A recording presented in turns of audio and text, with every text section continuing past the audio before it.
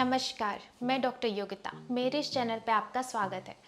आज हम डायबिटीज़ में करने वाले योग के बारे में बात करेंगे। डायबिटीज़ एक ऐसी बीमारी है जहाँ हर घर में एक दो मरीज तो इसके मिल ही जाते हैं। अगर हम पूरी दुनिया की बात करें तो जो भारत है वह दूसरे नंबर पर है डायबिटीज़ में, और चाइना जो है पहले नंबर पर। डायबिटीज़ के मरीजों को लगता है कि हम 2 ही दवाई तो खा रहे हैं, हमें तो कोई परेशानी है ही नहीं, हमारा शुगर तो नॉर्मल आता है। नॉर्मल इसीलिए आ रहा है क्योंकि आप उसकी दवाई खा रहे हैं, और ये जो दवाई आप ले रहे हो वह आपके अन्य अंगों को भी इतना नुकसान पहुंचाता है कि आपको फ्यूचर में किडनी से संबंधित रोग या लिवर से संबंधित रोग हो सकता है। डायबिटीज़ के लिए एक और वीडियो आपको मेरे चैनल पे मिलेगा GH पैक करके, आप उसे ज़रूर देखें और उसे घर पे रोज़ करें।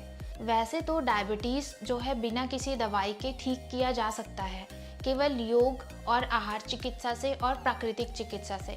हाँ, अगर शुरुआती दौर में आपको आयुर्वेदिक दवाई की ज़रूरत पड़ सकती है, फिर धीरे धीरे आयुर्वेदिक दवाई भी बंद हो सकती है अगर आप दिनचर्या सही रखते हैं, प्रॉपर योगा करते हैं। तो आज हम सीखेंगे कि शुगर की बीमारी में कौन कौन से योग आसन आपको करने चाहिए और कितने समय तक करने चाहिए और कैसे करने चाहिए, एक प्रॉपर वे से।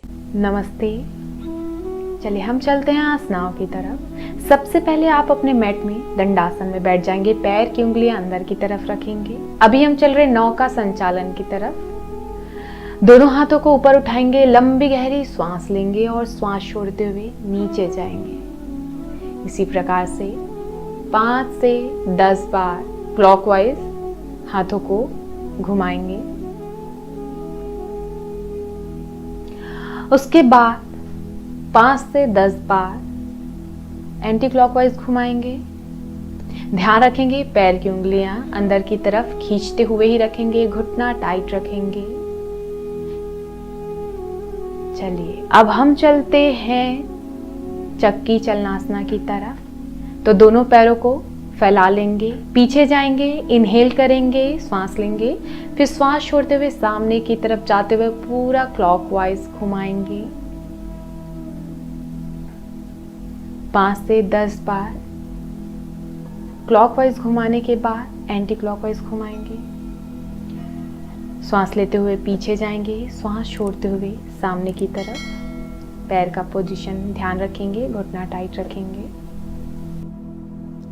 अब हम चलते हैं वक्रासन की तरफ। इसके लिए राइट लेग बेंड कर लेंगे, जो लेफ्ट टोज है उसको अंदर की तरफ रखेंगे।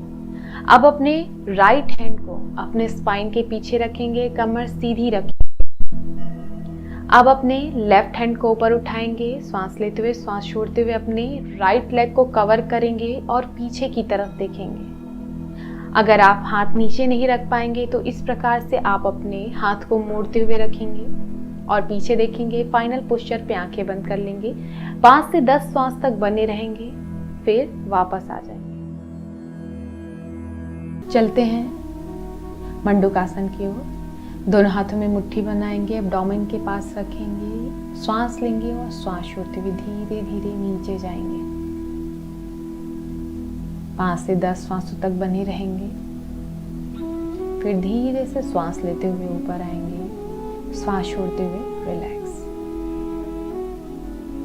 अब हम चलते शशांक आसन की तरफ। दोनों हाथ ऊपर उठाएंगे, सांस लेंगे और सांस छोड़ते हुए नीचे जाएंगे।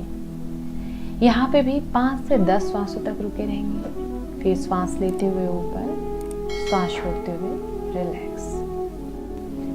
अब हम चलते हैं अर्धपवन मुक्तासन की तरफ। सबसे पहले अपने राइट लेग को बेंड करेंगे, दोनों हाथों से कवर करेंगे और चेस्ट की तरफ लगाएंगे, पैर की उंगलियां ऊपर की तरफ, प्रॉपर चेस्ट की तरफ खींचेंगे पैर को। सांस लेंगे और सांस छोड़ते हुए हेड ऊपर उठाएंगे, चीन, नोज और फोरहेड को घुटने से लगाने की कोशिश करेंगे, सांस लेते हुए वापस आएंगे। इसी प्रकार से अपने लेफ्ट लेग से भी करेंगे। ये था अर्ध पवन मुक्तासन। अब हम चलते पूर्ण पवन मुक्तासन। इसमें दोनों पैरों को बेंड करेंगे, चेस्ट की तरफ लगाएंगे, दोनों हाथों से कवर करेंगे, टाइटली अंदर की ओर खींचेंगे, इनहेल करेंगे, एक्सहेल करते हुए हेड ऊपर उठाएंगे, कुछ समय तक बने रहेंगे, फिर सांस लेते हुए नीचे आ जाएंगे, देन सांस छोड़ते हुए रिलैक्स। अब हम चलते हैं हलासन की तरफ। सबसे पहले लंबी गहरी सांस लेते हुए दोनों पैरों को 90 डिग्री पर उठाएंगे। श्वास छोड़ते हुए दोनों पैरों को पीछे ले जाएंगे, पैर की उंगलियां बाहर की तरफ। अब अपने दोनों हाथों को सर के ऊपर इस प्रकार से रखेंगे। कुछ समय तक बने रहेंगे, 5 से 10 श्वासों तक। फिर धीरे से वापस आ जाएंगे। ध्यान रखेंगे बिल्कुल भी स्पीड से नहीं आएंगे।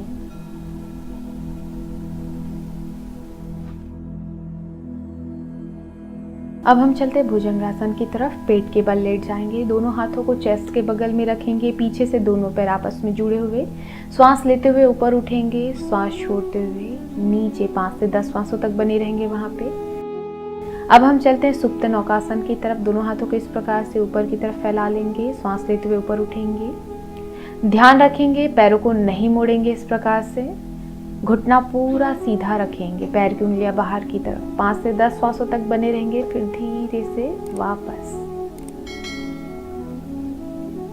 अब हम चलते धनुरासन की तरफ। इस प्रकार से दोनों पैरों को मोड़ लेंगे, अपने दोनों हाथों से अपने एंकल को पकड़ेंगे, फिर श्वास लेते हुए अपने हेड को और घुटने को ऊपर उठाएंगे। 5 से 10 श्वासों तक बने रहेंगे, फिर श्वास छोड़ते हुए धीरे से वापस। फिर उसके बाद मकरासन में रिलैक्स करेंगे।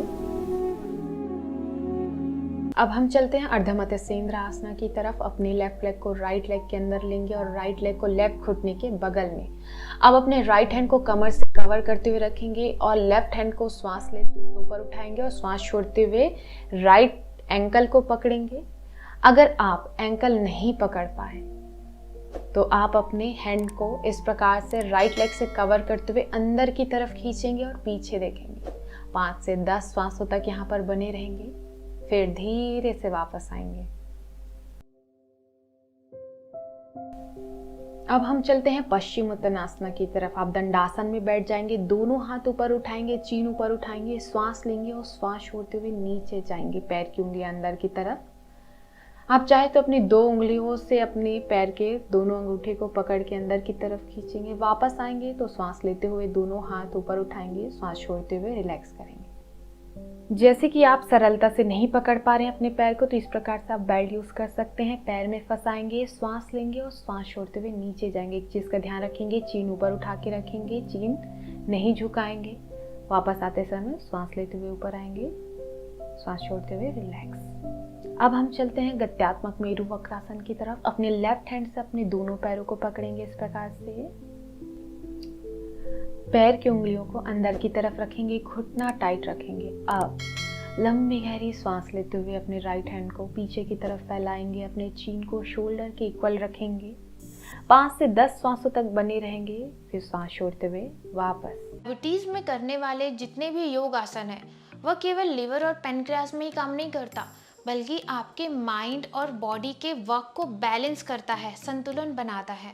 अगर आप डायबिटीज़ के योगासन को प्राणायाम के साथ करते हैं तो इसके 2 गुने फायदे आपको मिलेंगे। आपने देखा ही होगा स्वामी रामदेव जी कैसे मंडूकासन के साथ कपालभाति करने का निर्देश देते हैं। वह इसीलिए कि अगर आप प्राणायाम और योग आसन साथ में करते हैं तो माइंड और बॉडी का जो संयम है, संतुलन है, वो बैलेंस होगा। प्रॉपर आपके न्यूरोमस्कुलर जो फंक्शन है वो बढ़ेंगे और साथ ही साथ लिवर और पैनक्रियास आपका एक्टिव होगा। केवल लिवर और पैनक्रियास पे नहीं, यह आपके चक्रास पे भी एक्ट करता है। जब आप मंडूकासन करते हैं तो आपका जो मूलाधार चक्र है, रूट चक्र है, वह भी क्लीन होता है। तो इसीलिए हर एक आसन के अपने बहुत 2 गुने फायदे मिलेंगे अगर आप प्राणायाम के साथ करते हैं तो चैनल को लाइक, सब्सक्राइब और शेयर ज़रूर करें और उन तक पहुंचाएं जिनको शुगर की परेशानी है, और जिनको नहीं भी है वो भी ये आसन करें ताकि उनका लिवर और पैनक्रियास अच्छा रहे हमेशा और कोई बीमारी उनको छू नहीं सकते। फिर तो मिलते हैं हम अपने अगले वीडियो के साथ, तब तक सभी अपना ध्यान रखें। नमस्कार।